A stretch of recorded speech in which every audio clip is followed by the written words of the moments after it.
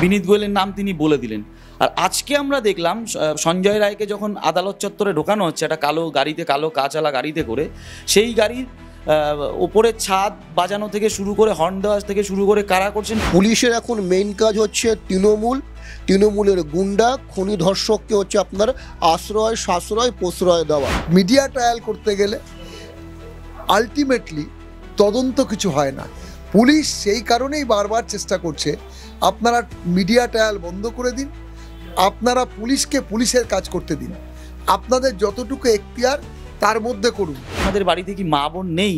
আজকে আপনার বাড়ির মা বোনের যদি এরকম ঘটনার সম্মুখীন হতে হতো তাহলে কি দাঁড়াতো বিষয়টা? আপনি পারতেন তো ওইটা বাজাতে, আপনি পারতেন তো হর্নটা দিতে। রাজারা বা নবাবরা কি করতো? টাকা দিয়ে আপনার মুজরা দেখতো বিভিন্ন জায়গায় গিয়ে। এখন রাজ্য সরকার পুলিশকে দিয়ে মুজরা করাচ্ছে। সাংবাদিক তারা জানেই না যে তারা কোর্টের মধ্যে প্রবেশ করে যাচ্ছে, কোর্টের মধ্যে জজ সাহেবের ছবিও দেখিয়ে ফেলে। কিছু কিছু সাংবাদিক আগে তাদের জার্নালিজমটা আরো ভালো জানতে হবে, এগুলো ঠিক নয়। সঞ্জয় রায় কি এমন কিছু জানেন যেগুলো বলে দিলে হয়তো তৃণমূলের ক্ষতি হবে বা তৃণমূল দলের ক্ষতি হবে? কেঁচো খুঁড়তে কেউটে বেরিয়ে আসবে এবং দেখা গেল সেই কেউটের শিকড়টা ওই নবান্ন কিংবা কালীঘাট অবধি আছে, যার ফলে পুলিশকে বলা হয়েছে সঞ্জয়ের বক্তব্য মিডিয়াতে না আসে, এতে সঞ্জয় না, এতে সরকারের ফাঁসি হবে। আলটপকা মন্তব্য ছুড়ে দেয় সব, আলটপকা সব সাংবাদিকদের কাছে মন্তব্য দেয়, আলটপকা সাংবাদিকরাও সেইটা নিয়ে সারাদিন টিআরপি তোলে। আমরা দেখলাম যে সঞ্জয় রায় আজকে যখন সেকেন্ড ট্রায়ালের জন্য শিয়ালদা কোর্টে পৌঁছলেন তখন তাকে তো মিডিয়ার সামনে কোনো কথা বলতে দেওয়াই হলো না। অপরন্ত তিনি নাবার সঙ্গে সঙ্গে কলকাতা পুলিশের তরফ থেকে হর্ন দেওয়া শুরু হলো, গাড়ি বাজানো শুরু হলো। কি বলবেন? কয়েকদিন আগে প্রশ্ন উঠেছিল যে এই তৃণমূল কংগ্রেস তিলোত্তমার আসল খুনি অপরাধী যারা, তাদের আসল অপরাধী যারা তারা ধরা পড়ুক, এটা তারা চায় কিনা। আমার তো মনে হচ্ছে না এখন তৃণমূল কংগ্রেস এটা চায়। কারণ কেন, সঞ্জয় রায়ের মুখ থেকে যখন একের পর এক নাম বেরোচ্ছে, সম্প্রতি সে যে ডিপার্টমেন্টে আছে বিনীত গোয়েল, তার যে হেড ছিলেন বিনীত গোয়েলের নাম তিনি বলে দিলেন।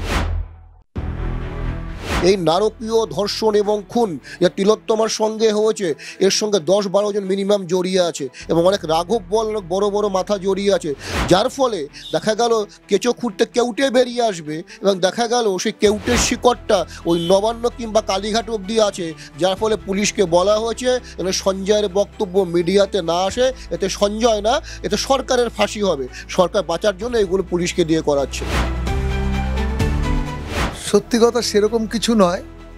ঘটনা হচ্ছে এই তদন্তের সময় কিছু সাংবাদিকদের যে ইন্টারফেয়ার, তদন্ত বিঘ্ন ঘটে। তারা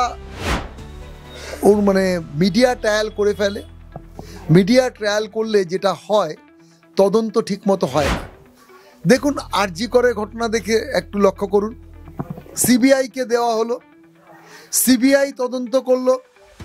কিছু সাংবাদিকদের কথা হচ্ছে সিবিআই হচ্ছে একদম ধ্রুব, তারা কোনো কিছু করে না। কিন্তু দেখলেন একই জিনিস বেরোলো। রাজ্য সরকার বলুন আর পুলিশ বলুন, তারা তদন্ত করে যথাযথ জিনিস পাবেন। কিন্তু মিডিয়া ট্রায়াল করতে গেলে আলটিমেটলি তদন্ত কিছু হয় না। পুলিশ সেই কারণেই বারবার চেষ্টা করছে আপনারা মিডিয়া ট্রায়াল বন্ধ করে দিন, আপনারা পুলিশকে পুলিশের কাজ করতে দিন, আপনাদের যতটুকু এখতিয়ার তার মধ্যে করুন। আপনারা প্রিজন ভ্যানের মধ্যে সাংবাদিকদের প্রবেশ, আমি দেখছি কিছু কিছু সাংবাদিক তারা জানেই না যে তারা কোর্টের মধ্যে প্রবেশ করে যাচ্ছে, কোর্টের মধ্যে জজ সাহেবের ছবিও দেখিয়ে ফেলে। কিছু কিছু সাংবাদিক আগে তাদের জার্নালিজমটা আরো ভালো জানতে হবে, এগুলো ঠিক নয়। কতদিন তো সঞ্জয় রায় সাংবাদিকদের প্রশ্নের মুখে পড়ে সে কথা বলেননি, তিনি কিন্তু নিজেই সাংবাদিকদের ডেকে বলেছিলেন যে তিনি দোষী নয়, তাকে ফাঁসানো হচ্ছে। একটা জিনিস আপনি জানুন, সাংবাদিক সম্মেলন, সাংবাদিকদের মুখোমুখি হতে গেলে যে তদন্তকারী অফিসারের কাছে তিনি আছেন বা যে সংস্থার কাছে তিনি আছেন, তাদের কাছে পারমিশন নিয়ে যদি আমরা কোর্টের উকিলবাবুরাও যদি যাই, তদন্তকারী অফিসারের আন্ডারে যে আছেন, পিসিতে আছেন, পুলিশ কাস্টডিতে আছেন, পুলিশের তদন্তকারী অফিসারের কাছে আমরা সময় নিয়ে জিজ্ঞাসাবাদ করতে পারি, কিন্তু কোনো সাংবাদিক তা করেন না। অথবা সাংবাদিক যদি তিনি কোর্টে জেলের মধ্যে থাকেন, তাহলে জেলারের কাছ দিয়ে পারমিশন নিয়ে দেখা করা উচিত, এগুলো করেন না। আপনারা বলেন সাংবাদিক সম্মেলন, কিসের সাংবাদিক, কোথা থেকে সে করবে? আলটপকা মন্তব্য ছুড়ে দেয় সব, আলটপকা সব সাংবাদিকদের কাছে মন্তব্য দেয়, আলটপকা সাংবাদিকরাও সেইটা নিয়ে সারাদিন টিআরপি তোলে। যদি প্রকৃত সাংবাদিক সম্মেলন করতে হয়, আপনারা একে গিয়ে বলুন না, ওই তদন্তকারী অফিসারকে বলুন যে আমরা এই আসামির কাছে জানতে চাই, তাদের সাথে সাংবাদিক একটা সম্মেলন করুক বা সাংবাদিক একটা আমরা তার কাছে কিছু প্রশ্ন জানতে চাই। কিচ্ছু না, সব পিজন ম্যানের কাছে কতগুলো মাইক্রোফোন দিয়ে দেয়, বলুন বলুন বলুন, আর আনন্দের চোটে যা না তাই বলে যাচ্ছে, আমি দোষী না, এ দোষী ও দোষী।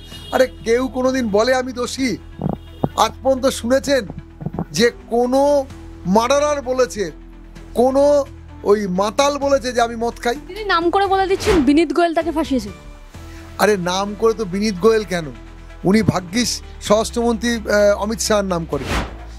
হয়তো বিনীত গোয়েলের সাথে তার 14 পুরুষ কোনোদিন দেখা করেনি, তিনি চেনেনই না, হয়তো বিনীত গোয়েল তাকে ফাঁসিয়ে দিয়েছে। এসব আলটপকা মন্তব্য, এসব যা ইচ্ছা করতে পারে, এতে কিচ্ছু যায় আসে না, তদন্তে ক্ষতি হয়।